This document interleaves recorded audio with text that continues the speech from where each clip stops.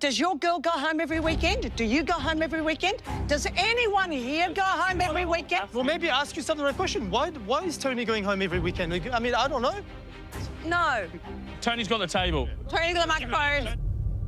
I don't know which I found more shocking. Was it the fact that we had Sierra and Adrian playing footsie under the table with their partners at the same table? Or was it the fact that we had Jackie be obsessive still about the picture ranking instead of being upset about the comments that her husband is alleged to have said, or her husband said that we saw? She's more upset that he didn't rank her as the most beautiful woman in the world. And it's like, seriously, how does he know every other woman in the world in order for him to rank you? You're the most beautiful woman according to him, not in the world, according to him. If you were the most beautiful woman in the world, maybe you should have competed for Miss World, since you said you were in pageants before. Make that make sense? And then Morena's outrage, I don't get it. I really don't get it. And the disrespect.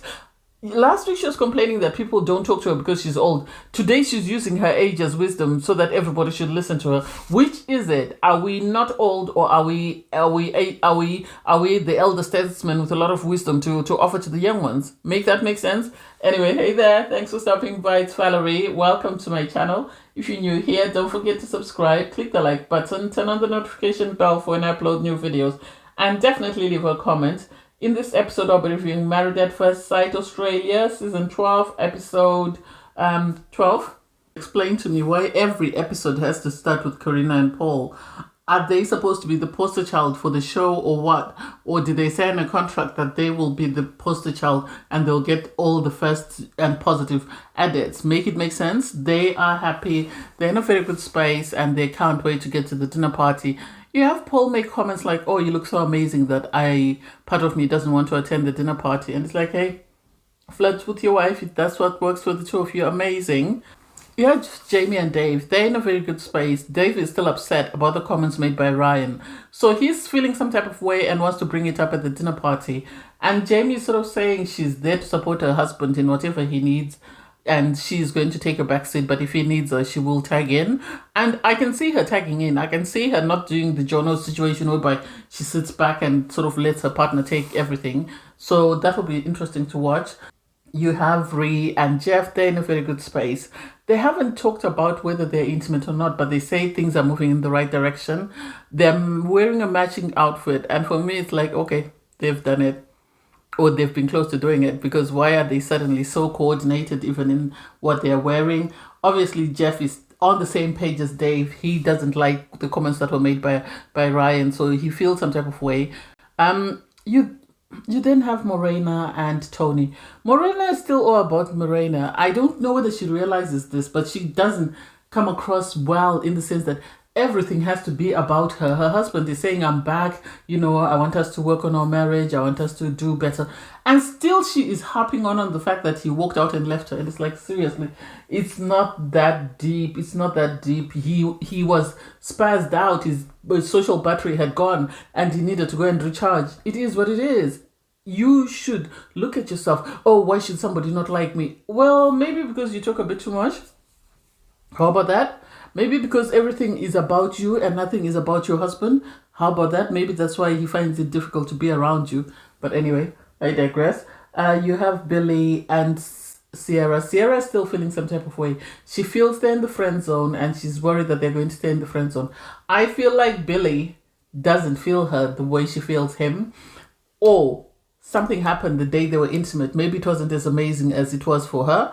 And so this is why he has checked out, because there's no other justifiable reason. Why would he go there and then say, oh, actually, I want to take a couple of steps back and sort of work on the foundation before we go there? You should have worked on the foundation before you got there. You have Fina and Adrian. They're in a very sort of awkward situation. They're another couple. This is why I always say on Married at First Sight, get to know the person you're dealing with before you let them in between your legs. But people always want to sort of try that out to see if it works before they do anything else. And then they get caught in these situations because she's got a child. He's not giving her the commitment that she wants as a single parent. And so she's sort of in this space whereby she doesn't know what to do with herself. And it's like, well, you opened the door, you have to deal with the consequences of your actions.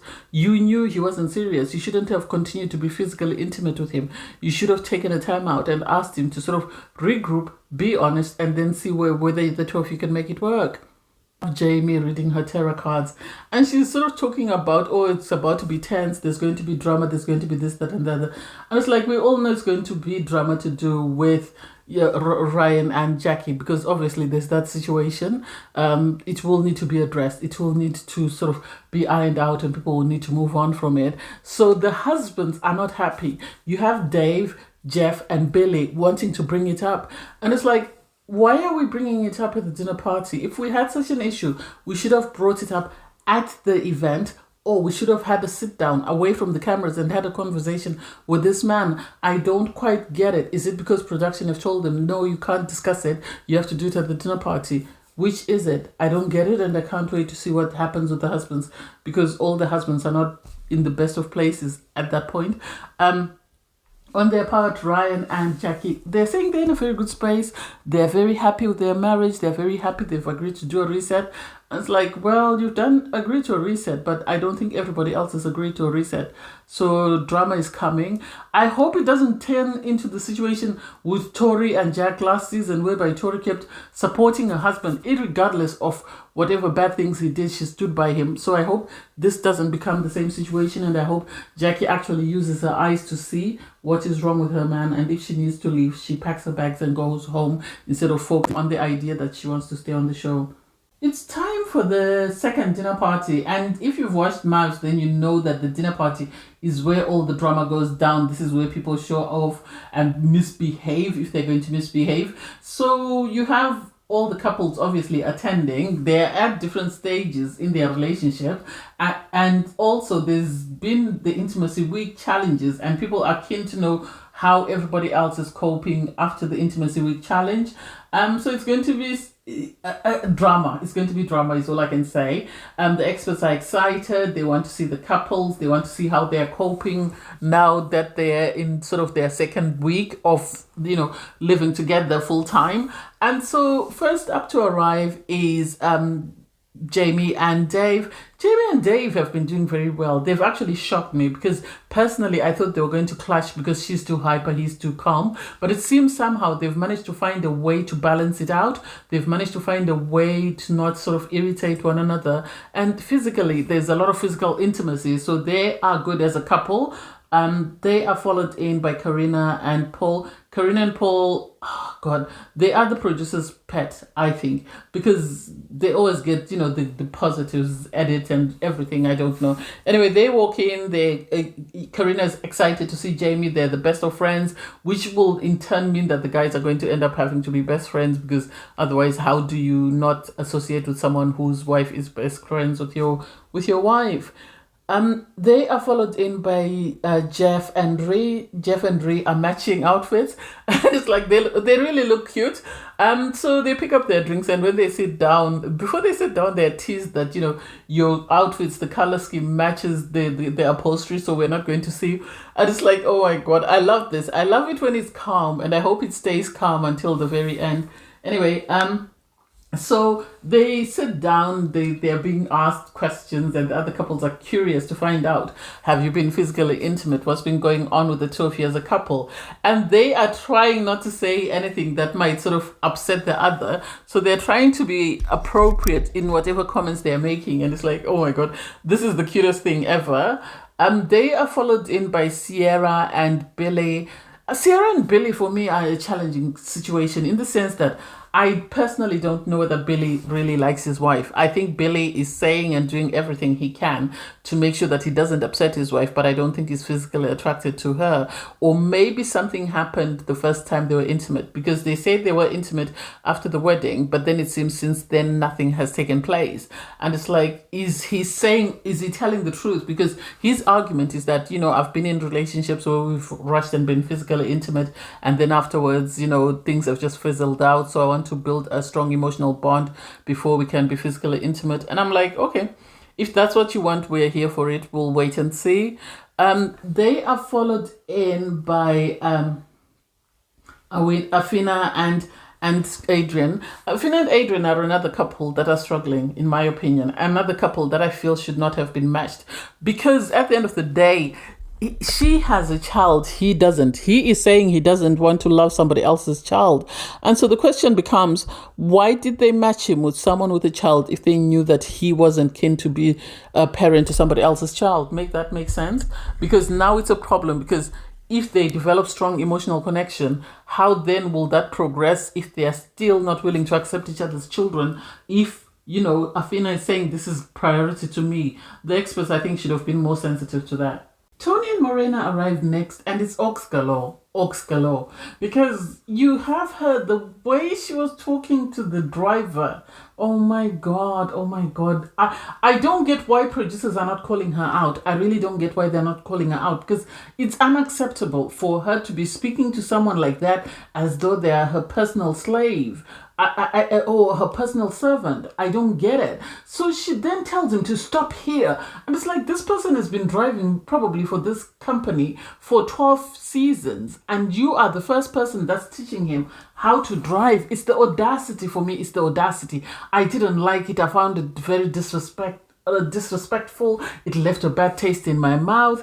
They then got in and she had to tell Tony what she wanted and how she wanted it poured out.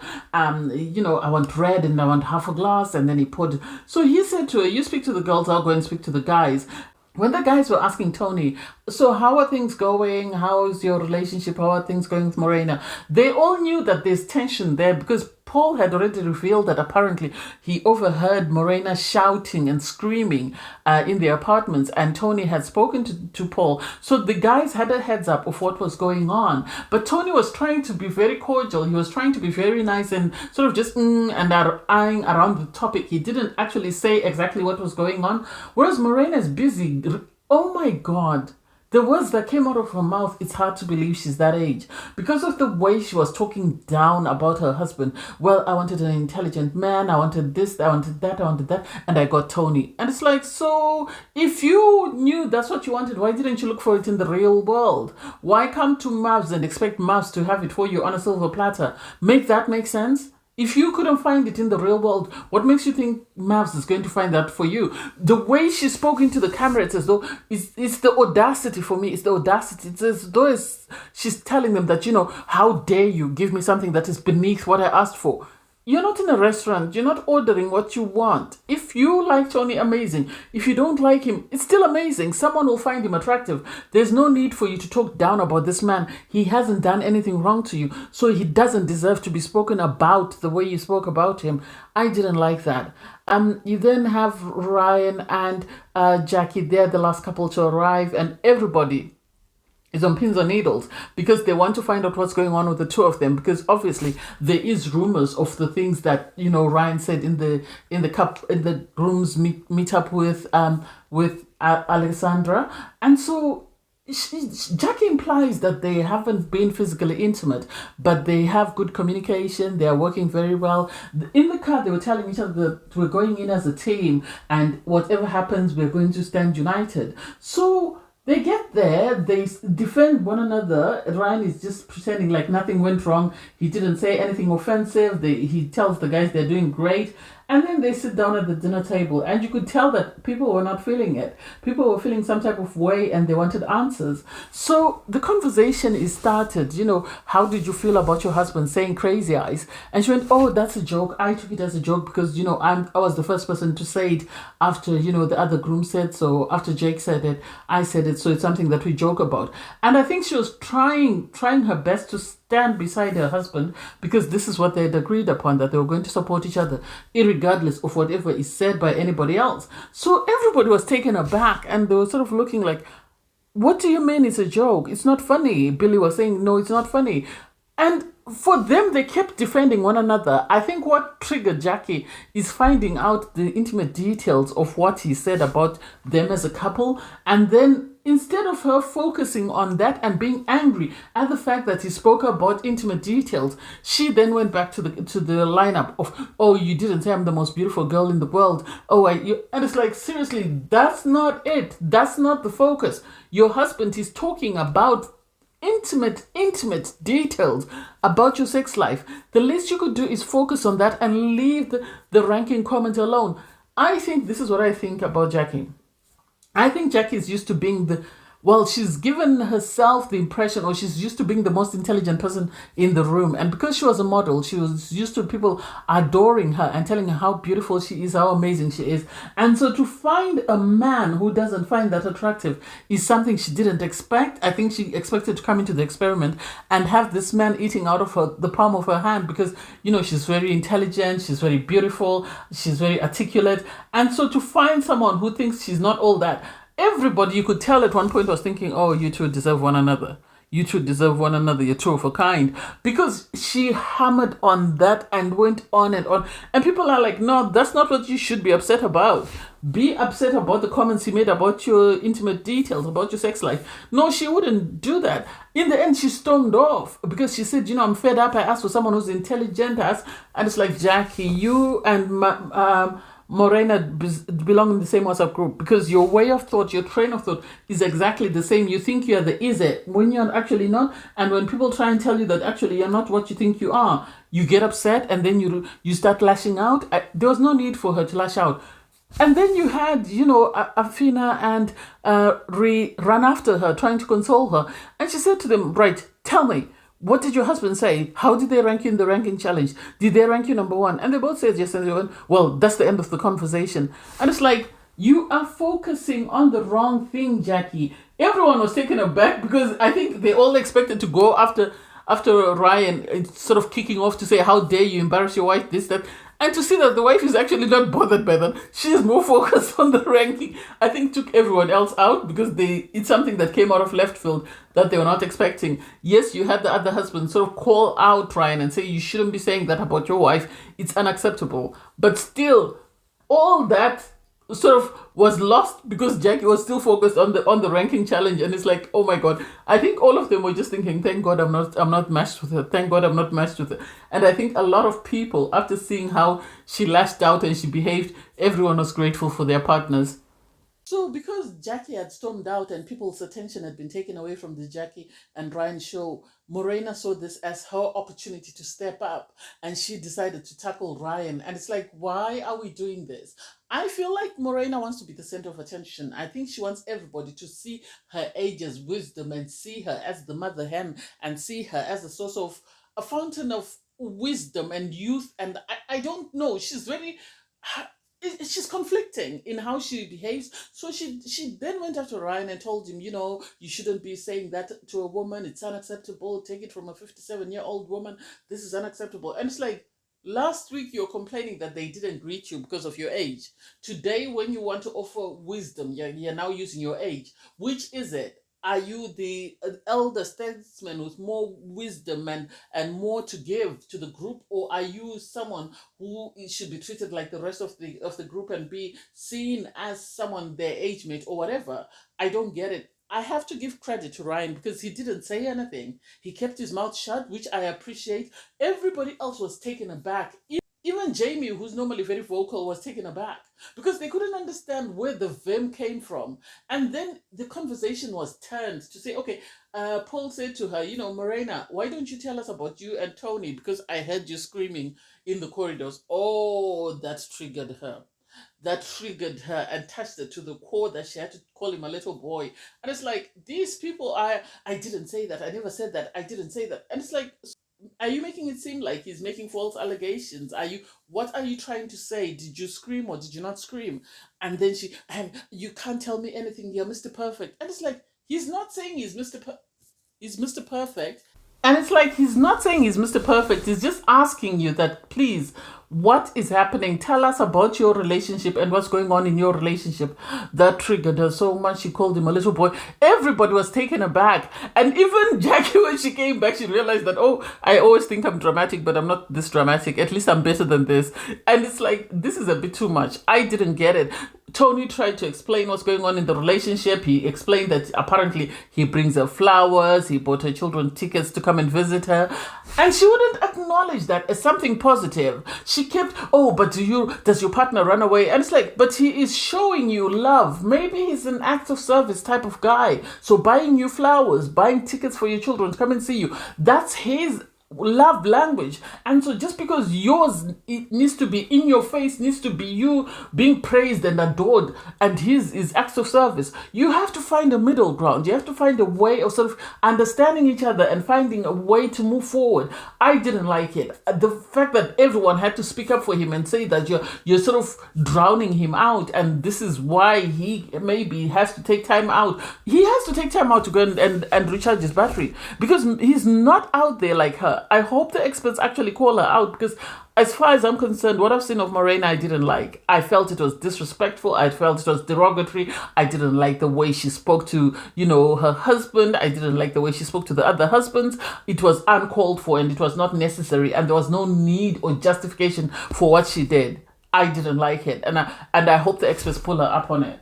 And then everyone tried to sort of ask Paul and Corina, how are the two of you? How are you going? And they had nothing but positive things to say about one another. So you had them say, no, everything can't be perfect. Tell us something wrong. And then Corina said, oh, he leaves his dirty clothes, blah, blah, blah. And still everyone wasn't believing them. This is why I say I think they wanted to get married, but they thought their families might not agree. So they decided to use the experiment as a way of sort of hooking up or getting married, because I don't quite get it. They're too perfect to be real. That's just my opinion. Anyway, from there the conversation moved to Afina and Adrian. And Afina was saying, we do get along, we've got great chemistry, but the problem is I am a mother, and so I have to look at the longevity of the relationship and what's to come after the experiment ends. And I don't know whether this man is ready for that, because he hasn't given me any reason to think he is.